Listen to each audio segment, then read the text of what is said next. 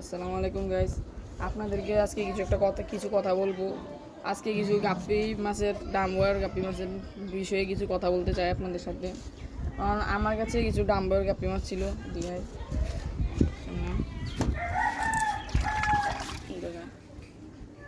দেখা আসবে চুমকো।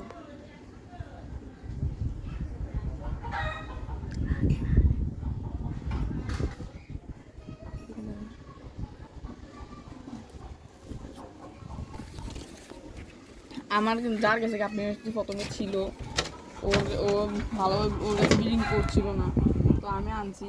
আমার কাছে মশলা দিলে ব্রিডিং করছে। আপনারা সবাই কিন্তু মাছগুলো দেখে মশলা বলবেন। এখন আমি চিন্তা করলাম আমার ব্রিডিং টিপসটা আপনার সাথে শেয়ার করি।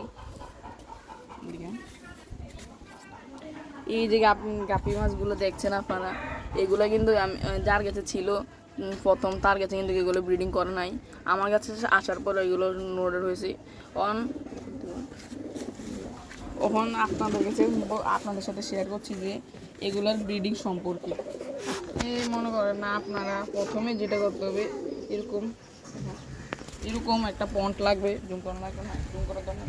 এরকম একটা পন্ড লাগবে প্রথমে।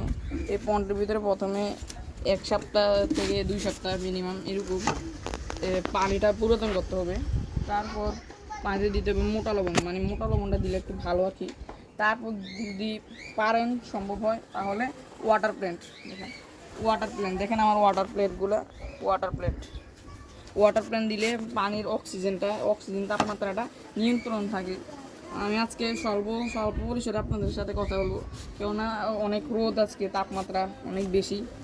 তো আপনারা যদি এরকম ব্রিডিং করতে চান, তাহলে যদি কোনো এই ব্রিডিং সম্পর্কে যদি কোনো সমস্যা থাকে তাহলে আমার সাথে যোগাযোগ করতে পারেন। আমি আমার ইনবক্সে আপনারা মেসেজ দিতে পারেন। তারপর আপনাদের যেটা লাগবে, এই ফোনটার সাথে একটা জিনিস লাগবে। এই জিনিসটা, আর বলুন ভাই এই জিনিসটা কি? এই জিনিসটা হলো, মনে করেন না, আমি এখানে কিছু ওয়াটার প্ল্যান্ট দিছি। ওয়াটার প্ল্যান্ট দিয়ে পানিটা পুরাতন করছি। পানিটা পুরাতন করার কারণটা কি?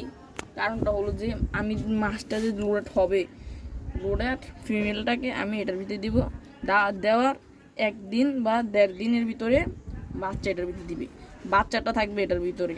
বাচ্চা দেওয়ার সঙ্গে সঙ্গে আমি আবার মাছটাকে এটার ভিতরে দিয়ে দিব। তো আশা করি আপনারা এই কথাতে বুঝছেন কি বলার চেষ্টা করছি আমি।